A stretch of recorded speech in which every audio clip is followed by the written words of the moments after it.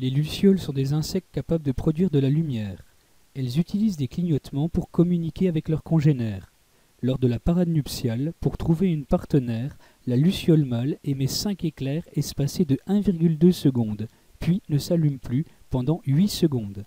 Durant ce délai, elle attend la réponse d'une luciole femelle afin de la localiser.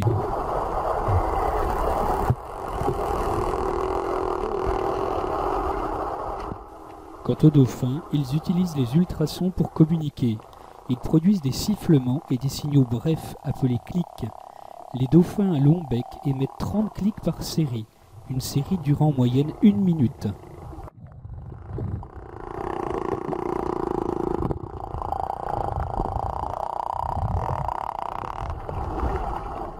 À travers ces deux exemples, nous voyons deux types de signaux, l'un lumineux, l'autre sonore, qui se répètent à intervalles constants dans le temps, et de façon identique.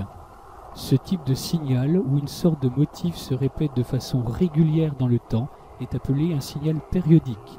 Nous allons voir comment l'étudier à travers un autre exemple de signal, un signal électrique. Nous allons étudier cet oscillogramme. Rappelons dans un premier temps que l'axe des ordonnées correspond à l'axe de la tension et que l'axe des abscisses correspond à l'axe du temps. J'ai choisi de vous présenter l'étude d'un signal de type créneau. On remarque bien un même motif qui se répète au cours du temps, ainsi que des valeurs de tension positives, mais également négatives. Nous allons repérer sur la courbe un motif élémentaire, ici en blanc.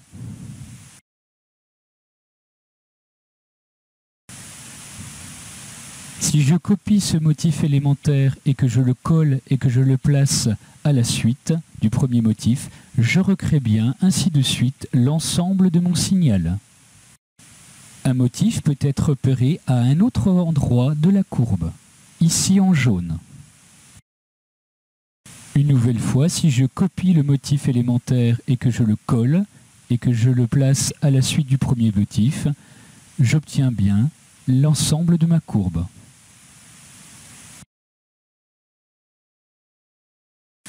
Nous allons définir cette fois la notion de période. La période, qu'est-ce que c'est? Eh bien, c'est tout simplement la durée d'un motif. Je repère ici sur le graphique par une double flèche la période du motif et je la note grand T. Je refais la même chose pour le motif jaune. Je constate que le motif jaune et le motif blanc ont la même période, ainsi, même s'ils n'ont pas la même forme, ce sont bien les mêmes motifs. Définissons cette fois la notion de fréquence. La fréquence est tout simplement le nombre de motifs, c'est-à-dire de périodes par seconde. Nous avons donc une relation mathématique qui lie la fréquence à la période. Celle-ci est f égale 1 sur t avec la fréquence qui s'exprime en hertz et la période en secondes. Attention, il faut toujours l'exprimer en secondes dans cette relation.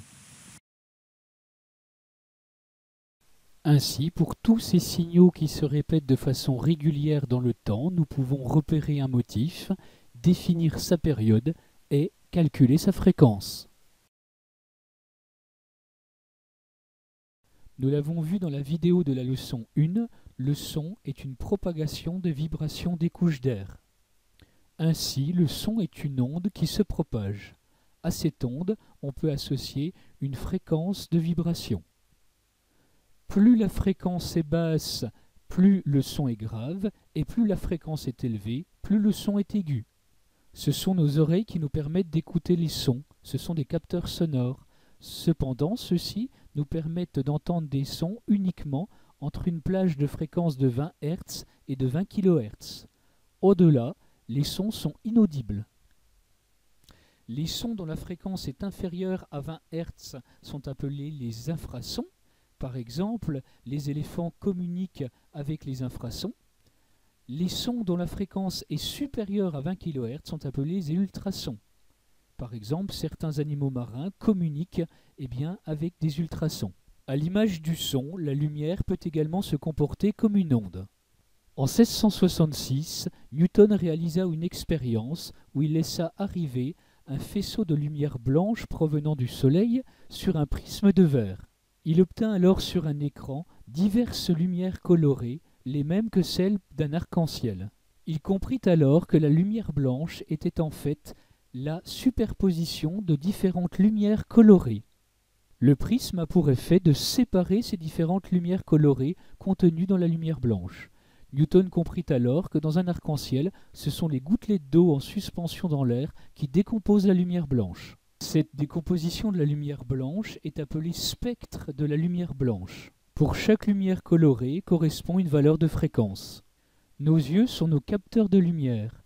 Seulement, nos organes nous permettent de voir uniquement une plage de fréquences allant du rouge vers le violet. On appelle cela le spectre de la lumière visible. Comme vous le voyez sur le document, en dessous du rouge, nous avons les infrarouges qui sont invisibles à l'œil nu, et au-delà du violet, nous avons les ultraviolets qui sont également invisibles à l'œil nu. Il existe d'autres rayonnements invisibles, mais ceux-ci n'apparaissent pas sur le document.